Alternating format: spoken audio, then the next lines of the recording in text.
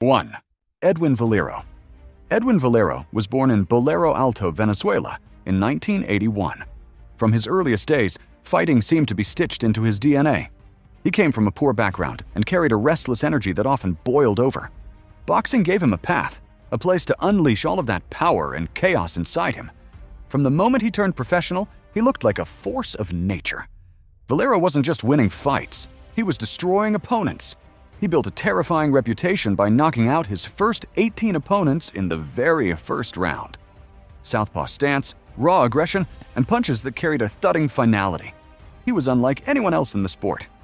By 2006, he was already world champion at super featherweight, later moving up to lightweight and claiming another belt. His record stood at a chilling 27 wins, 27 knockouts.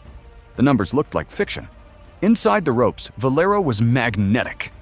Fans compared him to the great knockout kings of the past, and Venezuela embraced him as a national hero. But outside of the ring, things unraveled quickly. He was plagued by substance abuse, wild behavior, and legal troubles. His temper, once a weapon for boxing, became a danger to everyone close to him. By 2010, Valero's life had spiraled. Reports emerged of domestic violence, of erratic behavior, of paranoia. On April 18, 2010, the shocking news broke. His wife, Jennifer Vera, was found murdered in a hotel room in Valencia. She had been stabbed multiple times. Valero himself confessed to hotel security that he had killed her. Hours later, in his jail cell, he was found hanging, dead by suicide at just 28 years old. The story left Venezuelans divided between mourning a national boxing hero and confronting the reality of the monster he had become in private. His career remains one of the most extreme examples of wasted talent in modern boxing, a man who could have been a legend, but instead ended in scandal, violence, and tragedy. 2. James Butler Jr. James the Harlem Hammer. Butler was born in Harlem, New York in 1973. He was a tall, rangy super middleweight and rose in the 1990s as a skilled fighter with decent power and a willingness to engage. On paper, he had the tools to build a respectable career. But Butler's name will never be remembered for the fights he won. Instead, it is tied forever to an act of shocking violence. On November 23, 2001, he stepped into the ring against Richard Grant in New York. The fight itself was spirited, but clean. Grant won a unanimous decision, and the two fighters embraced after the final bell. Then, in front of cameras, fans, and officials, Butler ripped off his gloves and punched Grant square in the face, bare-fisted. The blow shattered Grant's jaw and split his tongue wide open. The boxing world recoiled in horror. Butler was arrested and suspended, his reputation destroyed overnight. What could have been the end of his story turned into a darker, tragic ending. Butler tried to rebuild in the shadows of small venues, but the rage that lived inside him never left. On October 12, 2004, the situation turned fatal. Butler was living with sports writer Sam Kellerman, younger brother of broadcaster Max Kellerman. The two had been friends, but tensions grew as Butler spiraled. On that night, he attacked Sam with a hammer, striking him repeatedly before setting fire to the apartment. Kellerman's body was found days later. He was just 29 years old. The crime shocked both the boxing community and sports journalism. Butler turned himself in and eventually pleaded guilty to voluntary manslaughter and arson. In 2006, he was sentenced to 29 years in prison. 3. Felix Verdejo. Félix Verdejo was born in San Juan, Puerto Rico in 1993. He grew up idolizing the island's long list of boxing heroes and seemed destined to join them. With sharp reflexes, fast hands, and a polished amateur pedigree, including an Olympic appearance in 2012, he was hailed as Puerto Rico's next great champion. Turning professional that same year, he quickly drew comparisons to Felix Trinidad. Fans called him El Diamante, the Diamond. By 2014, Verdejo had become a star attraction for Top Rank, headlining cards in New York and Puerto Rico. He ran through early competition, showing a mix of technical precision and explosive offense. By the time he was 23, he was undefeated and positioned for a world title shot. But injuries, a motorcycle accident, and inconsistent performances slowed his rise. His career plateaued just when it seemed ready to explode. What no one expected was the horrific direction his personal life would take. In April 2021, news broke that Verdejo was under investigation for the disappearance of 27-year-old Keishla Rodriguez, a woman he had been romantically involved with. Days later, her body was found floating in a lagoon near San Juan. The details stunned the public. Prosecutors alleged Verdejo had lured Rodriguez under the pretense of meeting, then struck her, injected her with drugs, tied her to a block, and threw her into the water. All while she was pregnant with his child. The brutality of the crime destroyed fans' admiration for him. In July 2023, Verdejo was convicted of kidnapping, resulting in death, and intentionally killing an unborn child. He awaits formal sentencing, but faces the possibility of life in prison. For Puerto Rico, the fall was devastating. A fighter once seen as the island's future star had become infamous for one of the most horrifying crimes in the island's sporting history. Verdejo's name now carries only shame, the diamond permanently tarnished. 4. Kid McCoy. Norman Selby, better known as Kid McCoy, was born in Rush County, Indiana, in 1872.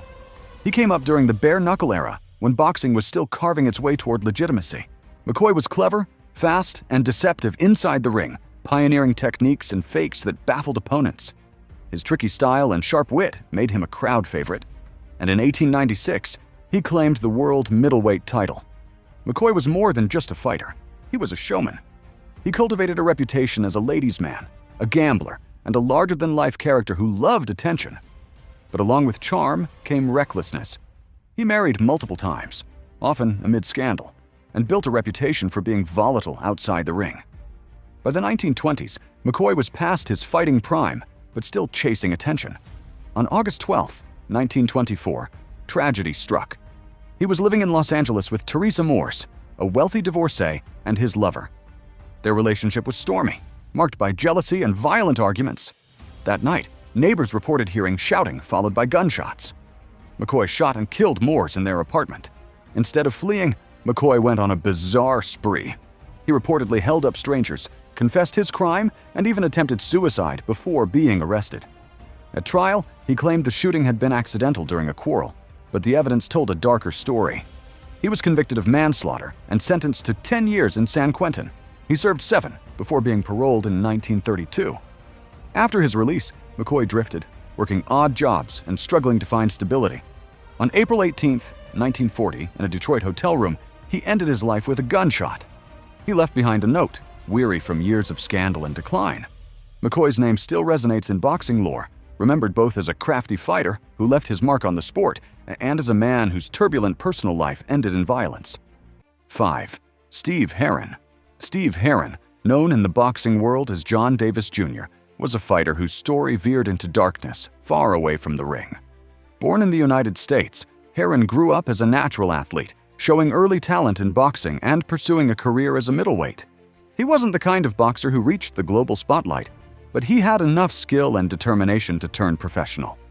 He compiled a record that reflected both toughness and a willingness to face dangerous opponents. In the 1970s and early 1980s, Hearon fought on American cards and gained a reputation as a rugged competitor who could take punishment and return fire.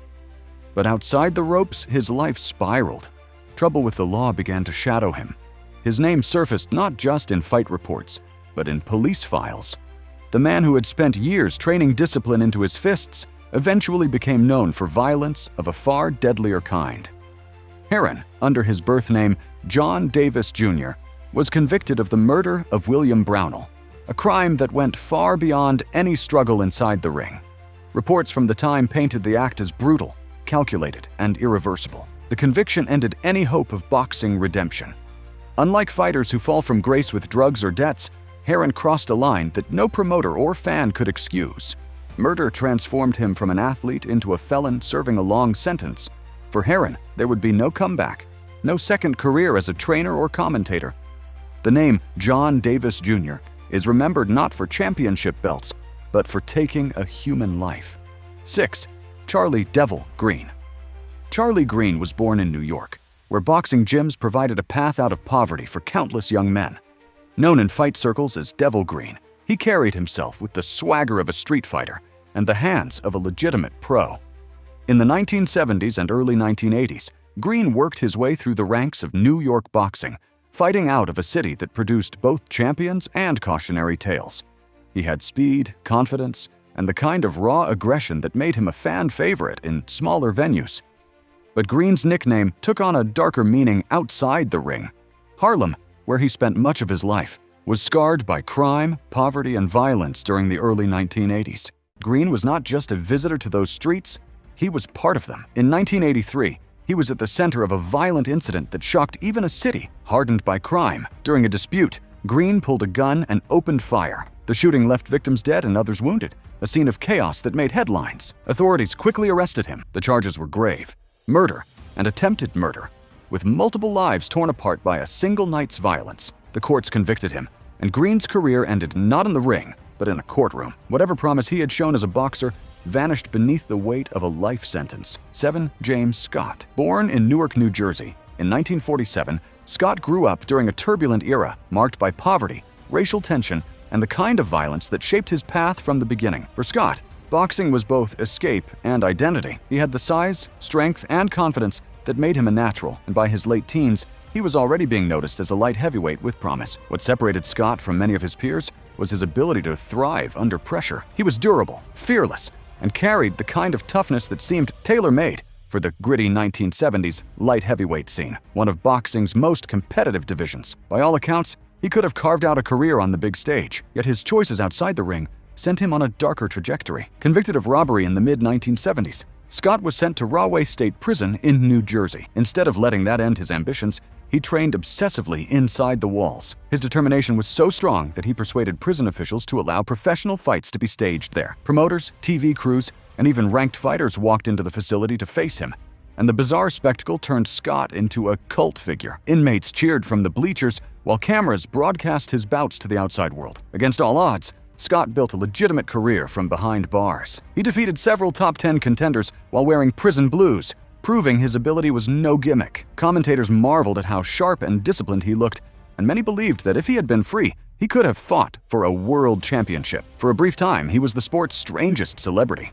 a ranked contender whose training camp consisted of weight rooms, prison yards, and locked doors. But Scott's freedom, even in this limited sense, was temporary. In the early 1980s, prosecutors revisited an older case, the murder of Everett Russ, a man killed in a dispute that had long lingered over Scott's record. After years of legal maneuvering, he was convicted of murder and sentenced to life in prison. The Rahway experiment, the cameras, the crowds, the improbable image of a jailed man climbing the rankings, ended overnight. Scott was no longer a contender or a curiosity. He was simply another inmate serving life without parole. He lived out the rest of his days behind bars and died in prison in 2018. To this day, James Scott remains the only world-ranked fighter to conduct a career entirely from within prison walls. His fists carried him to recognition, yet his crimes ensured that his legacy would forever be tied not just to the ring, but also to the bars that contained him. Osimir Ludovit Plachetka. If James Scott's story was an American tragedy, Ludovit Plachetka's was a European one. Born in 1971 in Czechoslovakia, Plachetka rose through the amateur ranks in the 1990s with the kind of skill and dedication that made him a national hero in waiting. A clever southpaw with quick reflexes, he won regional titles, earned his place on the Slovak national team, and represented his country on the international stage. For a nation that had recently gained independence, Plachetka symbolized potential and pride. He reached the peak of amateur competition by qualifying for the Olympics, a stage reserved for only the best in the world. Slovak fans hoped that he would turn professional afterward and put their flag on the boxing map. His discipline, talent, and ring intelligence made such dreams seem possible. But in 1998, everything collapsed in a single act of violence. During a heated dispute with his girlfriend, Plachetka's temper spiraled into lethal rage. In a brutal attack, he murdered her, and according to later reports, her mother was also injured in the incident. The crime shocked Slovakia. Newspapers that had once praised him now covered the gruesome details of his downfall, and the public watched in disbelief as one of their Olympic representatives stood accused of murder. And the trial ended with his conviction and a long prison sentence. Unlike many athletes who fade quietly after retirement, Plachetka's name was dragged through headlines for years. Not for victories, but for his crime. His legacy shifted instantly from that of a hopeful Olympian to a cautionary tale of wasted talent and uncontrolled aggression. The tragedy extended far beyond Plachetka himself. For the victim's family, the loss was permanent and devastating. For Slovak sports, it was a moment of shame, proof that even the brightest prospects could fall into darkness. Today, his name rarely appears in Olympic retrospectives or in discussions of Slovak boxing without the shadow of murder. Plachetka once carried the dreams of a nation, but by his own choices, he transformed himself into one of the darkest figures in his country's sporting history. Where there should have been medals, there is only memory of a crime that destroyed lives and erased his place in boxing. And that concludes our look at boxers whose lives outside the ring took a dark and tragic turn. These stories remind us that behind the gloves and glory, real lives and choices carry heavy consequences. Boxing may be brutal inside the ropes, but the most devastating battles often happen outside them. Share your thoughts in the comments, and don't forget to like, subscribe, and join us for more untold boxing stories.